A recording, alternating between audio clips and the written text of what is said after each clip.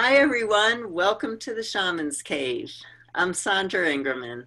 And I'm Renee Baribeau, and we're excited to be here with you again today. And thank you for all of the wonderful, encouraging comments that I read on YouTube and in the Facebook groups and things. It really spurs us on when, with topic ideas and everything. So thank you.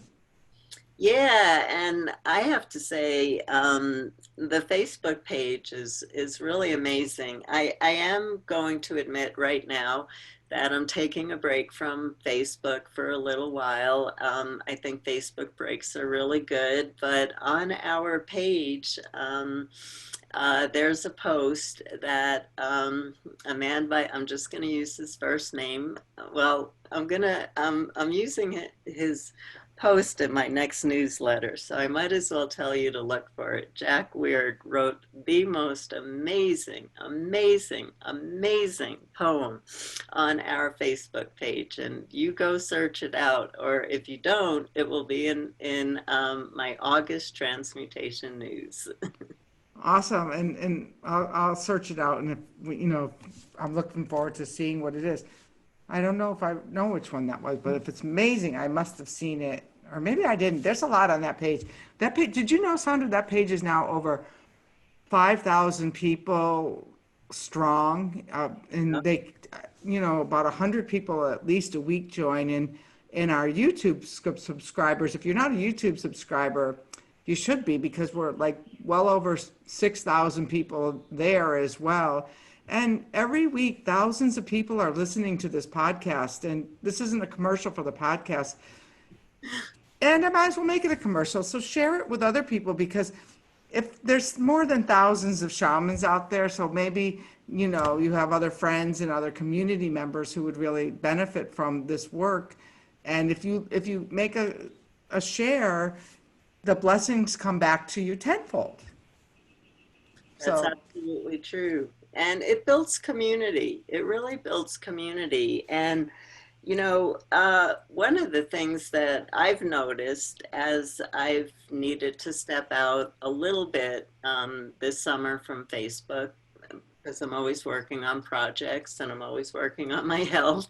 Um, and what I noticed is new ideas are coming up, new leadership is coming up. And so, it's really beautiful because the times are changing so rapidly. And, those of us who are elders out there, we still have a lot to share, but those new voices coming in, you were born to bring in your unique message and you're doing it. And but the reason that we're doing this show today and the topic, because this loops into that, is what can start to happen with a community when people start to share their unique message. Things can go awry because when you bring together a really big community of 5,000, 6,000 people, we can all feed the light and we could really make big shifts in the collective. Or we could have 5,000, 6,000 people come together and agree on how bad everything is. And then we're feeding this darkness, which we're all under in the collective right now. And so, as I shared, I'm taking a vacation from Facebook to give my brain just a little bit of time to readjust. And, but I still hear the news. And so, what's happening right now, and we're human beings. We were born human beings. We came here to feel fragile and weak or strong or powerful, or I want to be a leader, I want to be a follower. There's no right way. It's all what role you decided to take in this lifetime. But what's happening is with watching the news, now the community's coming together with the fear around future predictions. We're never going to be able to do physical workshops again, ever. We're never, ever. Um, we're never going to be able to travel again. Everybody in the world is going to die, which could possibly, unfortunately, if that's our destiny to leave this great earth. But this is how weird it's getting because we don't know. We don't know. We're sitting in the present moment. We're looking at an ego's eyes, and ego sees only what's right in front of it. And so the projection about the future is based on ego's fear. It's not based on spiritual knowledge and the bigger picture of what's going on here, because everything going on here has a very, very, very big picture. And we're too limited in our viewpoint to be able to see where this is taking us, what the purpose of this time is, and where we're going with it. We're just getting lost in fear, and we're feeding it, feeding it, feeding it. And so, what happens? I studied Tarot with Angelise Arian, and she's deceased now. She was Basque. And one of the cards in the Tarot is worry, the Five of Discs. And Angie's interpretation of worry takes us into the past or it takes us into the future, but it never has us dealing with the present. And so what we're doing is we're going back to blame, blame, blame, blame, blame. How did this all happen? And we're going back to there's never going to be a good life for us again. Normal is not might not come back. It doesn't mean that there's no good life for us to look forward to. So if we stay in the present and look at what's happening in the present, then we can start to widen our perspective a bit. Do you know what I mean? Absolutely. I'm thinking Sandra's passionate. We got Sandra on a roll. She's passionate about this topic. And absolutely, I absolutely agree. I've been doing Dr. Joe's meditations in the morning, and part of his work is about these future memories. And what I realize about these future memories is they keep me more in the present because I'll be out for a wind walk, and then I'll start to go on to this vision of, what's going to happen at the job, what's going to, like really, like I'll find myself walking and all balled up into this, and I'm thinking like, what if there's a different, why am I putting that out there instead of, having more expansion, more time to write the next book, and instead of like, so I get all balled up with these other ideas of what might be, and the truth of the matter is that both of them take me away from the nice wind walk I'm having. But when I realize when I'm feeling more into, more of an expanded state where there's time to write and more time to teach, that there's more grace in me than future tripping some future I don't even really want to be part of. And yet that can become the all-consuming thought. And I'm like, stop, shift, walk. Right. Exactly.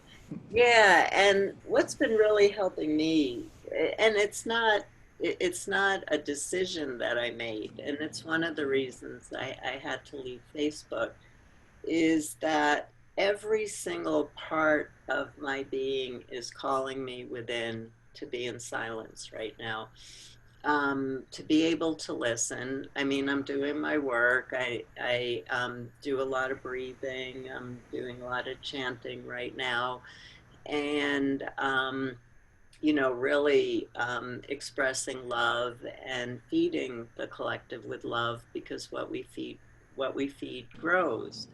Um, and so, that's a really important part too.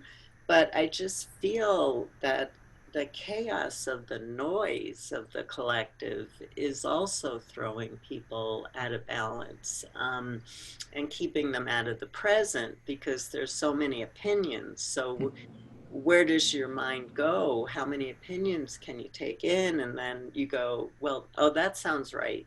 That sounds right. That sounds right. That sounds right. And before you know it, you feel like you're losing your mind. And so, um, as Renee was just saying, the exercise that I was going to share, um, more we're doing more of suggestions of things for staying in the present. Number one, being out in nature brings people back to the present. There's something about going into nature where your mind just stops. And so let's say you can't get out into nature right now. Put on a nice spiritual music tape and imagine yourself sitting at a river. And you know how just listening to that song of the river as it's going, there's no way to go past or present.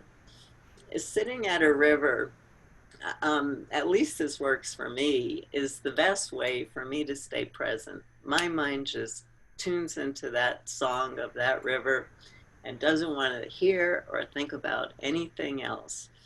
Another thing, you can carry a little bottle with you of your favorite smell, and your mind is going forward, your mind is going past, and you take out your little bottle, which you put the intention in. Every time I take a smell of my favorite scent, it brings me back into present awareness right now.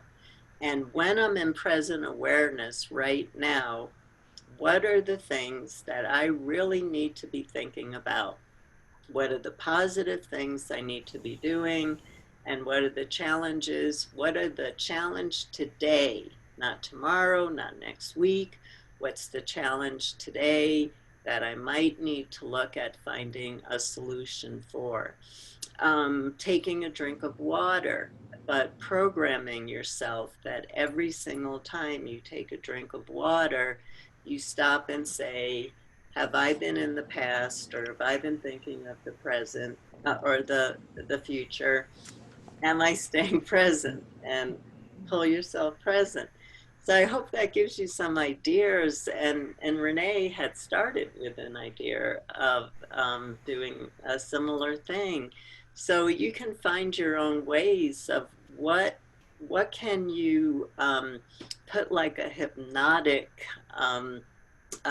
intention into, that when you touch this, smell it, drink it, taste it, it brings you fully present, and you examine, what do I feel positive about right now, and what challenge do I need to find a solution for right now. And you'll find that really limits your challenges. Like right now, like even during some of this time where it's like, I would go to the grocery store and there'd be nothing on the shelves, but all I needed was, I live alone, one bunch of asparagus or one thing. There's this idea that I needed more than that in that moment was just not. So sometimes I'll ask myself, is it true? Is there really not enough for me? Oh no, there's plenty. I had plenty of toilet paper. I live alone. I had 5 or 6 rolls. I mean, there. So a lot of times we'll get all crazy and move forward about things that aren't even real. Mm. And what's in today is what we can make a difference with. We can't. We can journey into the future and stuff, but this is talking about really being in your body. And if Sandra's ideas don't work, the one that I've also worked with over the years is telling people to jump up and down 10 times. Oh, I love that. There's nothing like jumping up and down 10 times to get you right back in your own body. So, especially for those of you who like to float out there in ether's time. So, Yeah. yeah. So, and in our next show, we're going to actually talk about how to know what's true and, how to know what's true for you. So, definitely stay with us for this. And where all the places to find us at shamanstv.com, in the Shaman's Cave. And since Sandra's taking a break, can message me on Facebook or whatever, and I'm happy to respond. And there's two of us sitting here. I am still answering the Shamans State emails. I just really need a little bit of time. It's a little bit too much. Um, I need to digest. You feel like you've had such a full meal. And I feel like a bear and opposite times for me, it's interesting. I always feel like hibernating in summer. And so right now I feel like a bear who's had this enormous meal. And I just have to digest it all for a while before I can come back out and take in some more. And this is how nature works, and Hmm. we're nature. So listen to this, because maybe that's how you get back into the present, is by listening to your needs right now, not what everybody else is telling you to do. Absolutely. And so stay with us, and next week come over and we're going to talk about how to listen to what's true for you and make these decisions like Sandra. Well, right now Facebook isn't true for me. So we'll see you next week. Stay well and stay filled with light.